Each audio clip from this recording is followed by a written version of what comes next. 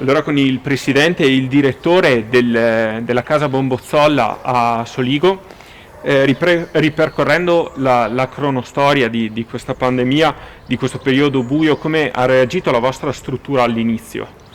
Allora, fin dal 24 febbraio noi abbiamo limitato l'accesso agli ospiti, abbiamo disposto 2 fasce orarie, mattina e pomeriggio, per 1 ora al giorno l'accesso ai familiari, e progressivamente poi abbiamo chiuso, in base ai vari provvedimenti che venivano adottati a livello nazionale, l'accesso alla struttura sia ai familiari sia agli fornitori, cioè a tutti quelli che avevano accesso alla struttura.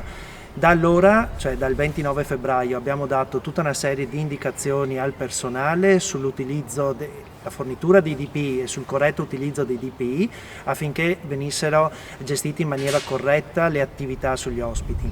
Successivamente abbiamo adottato un'altra serie di provvedimenti sempre più restrittivi nel corso del tempo.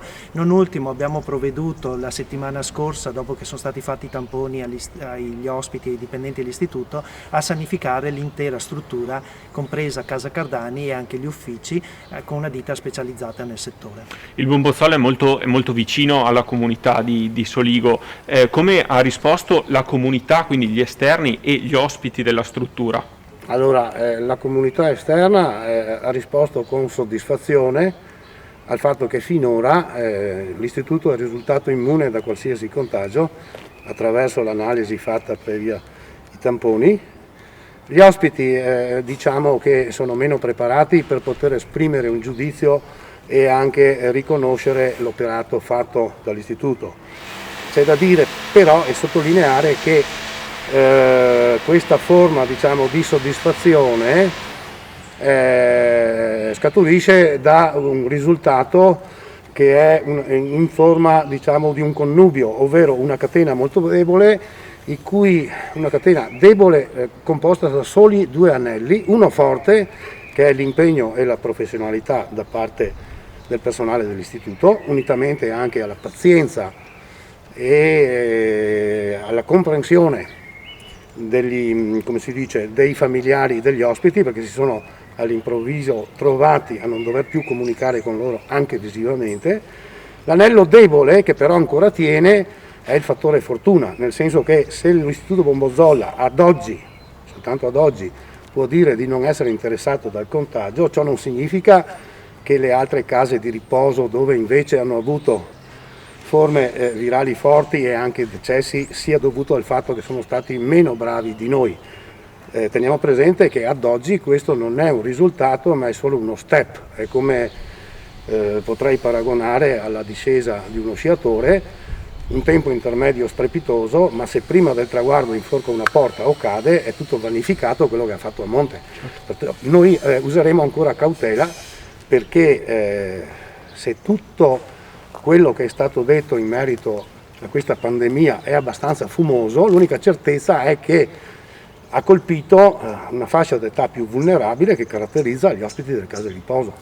Certo, vedendola però da una prospettiva più alta, il fatto che il 70% delle case di riposo, come dichiarato dall'assessore Lanzarin questa mattina, sia risultato negativo ai test finora fatti, avverte anche della presenza di un gruppo di amministrazioni delle case di riposo che funziona, che tutela i propri ospiti. Ecco, questo è fuori discussione. C'è da aggiungere che, almeno a mia impressione, sono state prese in considerazione non tempestivamente i rischi reali che potevano scaturire all'interno delle case di riposo, visto, e mi ripeto, dal fatto che sono popolate da una fascia d'età più vulnerabile e più colpita. È un'ottima notizia che ci date voi e che noi sapevamo già da tempo, che la percentuale degli istituti che non lamentano contagi è molto importante rispetto alla globalità degli istituti. Dispiace solo che per gli altri a qualcuno invece lo Stato di dare una mano abbia sguinzagliato nelle corsie dei reparti la magistratura, ma questa è un'altra storia. Certo.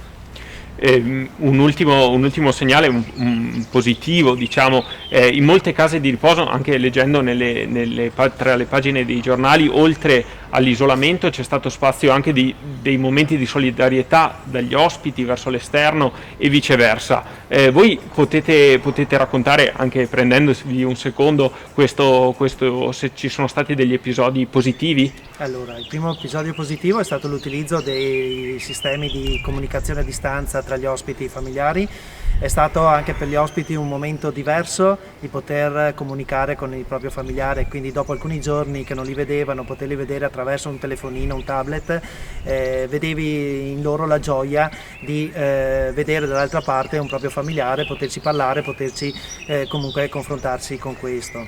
Poi la cosa importante in questo periodo è che abbiamo avuto attestati di riconoscenza da parte del territorio, soprattutto di Fara di Soligo, abbiamo avuto la donazione di torte gelato, abbiamo avuto la donazione di due tablet e di focacce, pizze da parte di attività del territorio, che per noi è risultato importante. Questa è l'attestazione che c'è un riconoscimento nell'attività che viene svolta dagli operatori, che colgo l'occasione per ringraziare per la professionalità che hanno dimostrato in questo periodo, l'attenzione e il riconoscimento di quelle che sono le indicazioni che l'Istituto ha dato per la tutela sia loro ma anche degli ospiti dell'Istituto.